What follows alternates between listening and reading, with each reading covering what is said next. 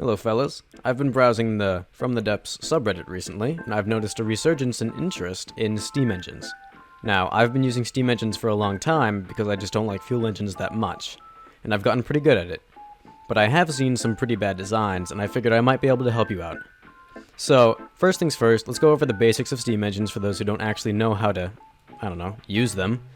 On the screen there'll probably be a time that you can go if you already know how they work, but I still suggest you sit through this first minute or so.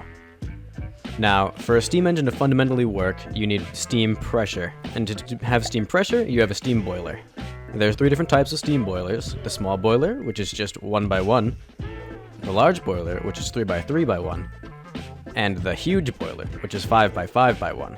Now, I would suggest pretty much using exclusively this boiler, unless you're going for smaller designs, in which this is excellent, in fact. However, there's something that not many people know, and is that this is the control panel right here. Without it, it doesn't work.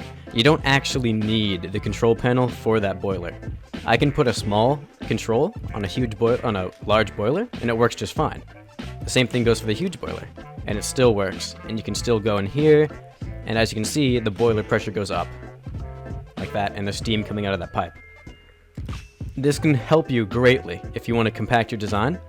Back here, I've shown where the steam actually comes out of the boiler for those who don't know. Let's go on to the next part.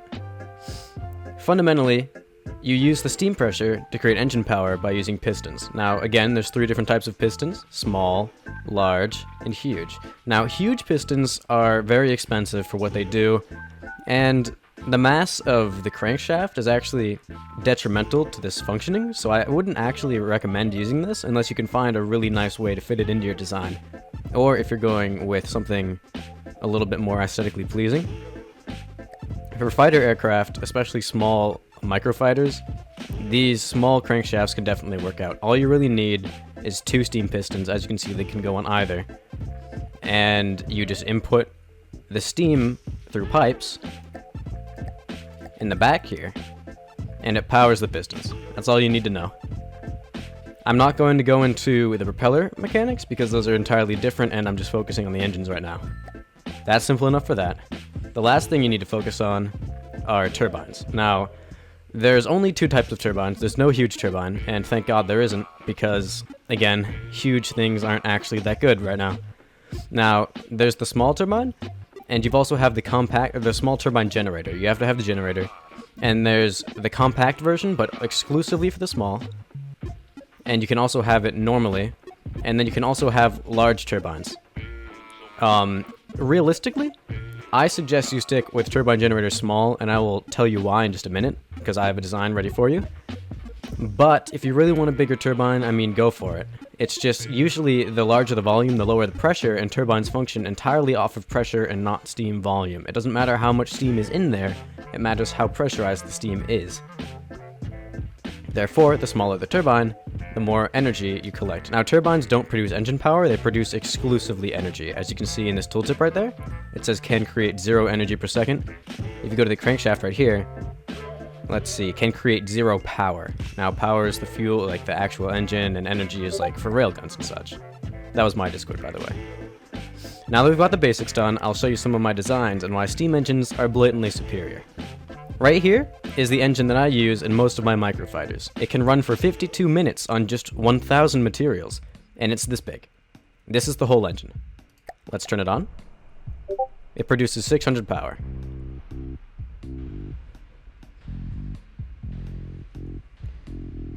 There you go.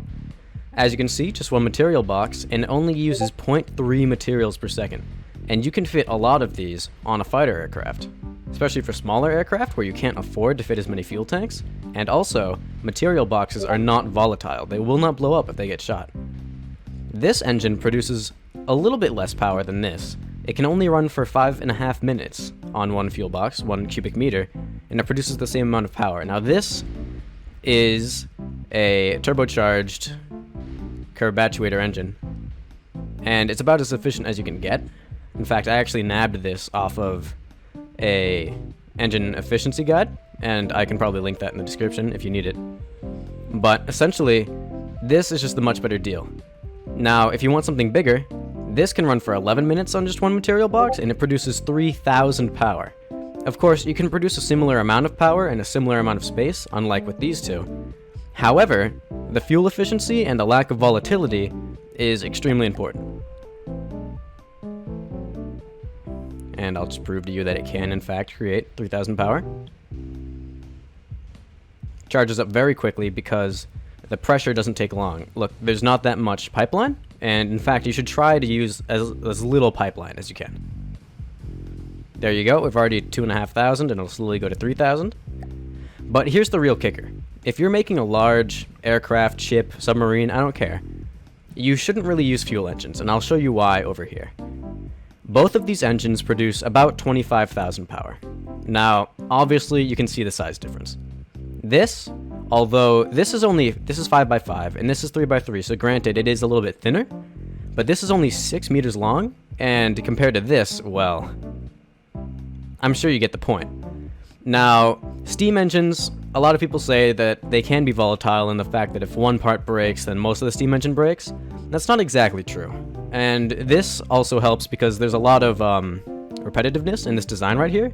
You've got 3 separate boiling chambers, so even if one is destroyed or a pipe to one is destroyed, you've still got 2 extra. Not only that, but most ships have repair functions anyways, and it takes up a smaller area. Now look at this fuel engine. If I snap it right here, it goes from 25,000 to 9,500, and that's useless. And granted, you could fix that pretty easily, but still. All it takes is one shell, there's no repetitiveness, and you're pretty much toast. Now, here's why I say you should only use compact turbines. Right here, these are 2 small steam turbine generators, and they have compact turbines right here, and as you can see, they are both producing 3,000 energy per second, a total of 6,000. And it just has 2 huge boiling chambers, and as you can see, it's just 3x3x3 cubic meters, and this is producing 6,000 energy right here. And this is very useful if you want to charge batteries for, I don't know, rail guns, maybe a particle accelerator, it doesn't matter. But as you can see, it's much more efficient than using an engine like this that takes up the exact same amount of space. And setting the battery charge to 100, it only does 600 per second compared to this is 6,000. It's more than 10 times more powerful in the same amount of space. And granted, if you want to utilize this power, you have to have enough batteries to actually properly utilize it. But that's not too difficult to do. And it's much more efficient in such a small space. And as you can see, I'm using a small boiler control right there to maximize efficiency, because without it, you wouldn't be able to put a pipe here. And just for future reference, if you want to build a small design like that, you can put the controller wherever you want. Here, here, here. It doesn't matter. In fact, I wouldn't suggest putting it here because that's where the pipe comes out, and the pipe can only come out there. And I'll show you that now. It says it's connected, but wait, hold on.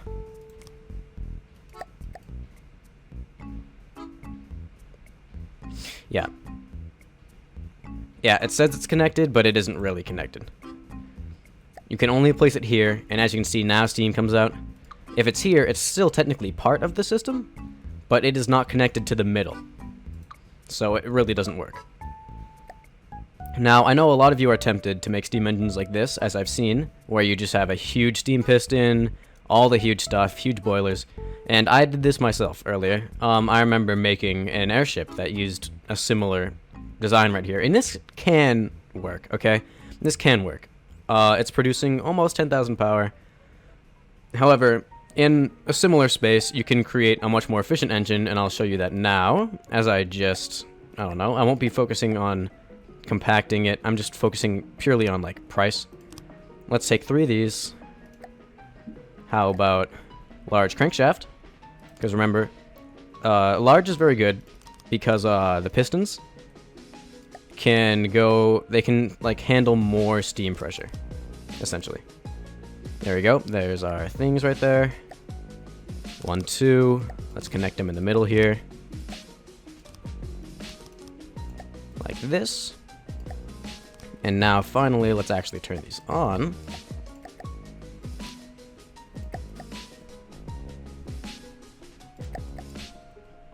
And as you can see, we're already creating incredible amounts of power. And I've used this same design for powering my submarines, steam-powered submarines, that use the actual propeller mechanic. And keep in mind, the huge parts are very expensive. 60, the cased crankshaft is 216, and you can only get cased, you can't get normal. The piston is 180. Go over to here, the piston is 15. The price difference is insane, and it's really not worth it, especially considering the size and the energy. Like, look, we're producing more energy with huge than we are with this. This right here is my early game missile plane. It's pretty cheap, only 8k resource, and it uses that steam engine that I was talking about. It's hidden right here. Very sneaky, very small. I wouldn't be able to fit the same amount of energy as I can right here using a fuel engine. It just doesn't fit in the same amount of space. Now look, small boiler control, three boiling chambers, 2 pipes, the piston, the crankshaft, and then the actual gearbox, and that's it. This is the whole engine right here.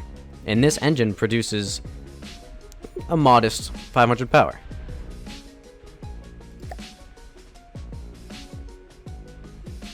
As you can see, if an engine this size can power this whole aircraft for extended periods of time, think about it. This has 6,500, and this is a little bit less efficient than my other thing. Let's do the calculations.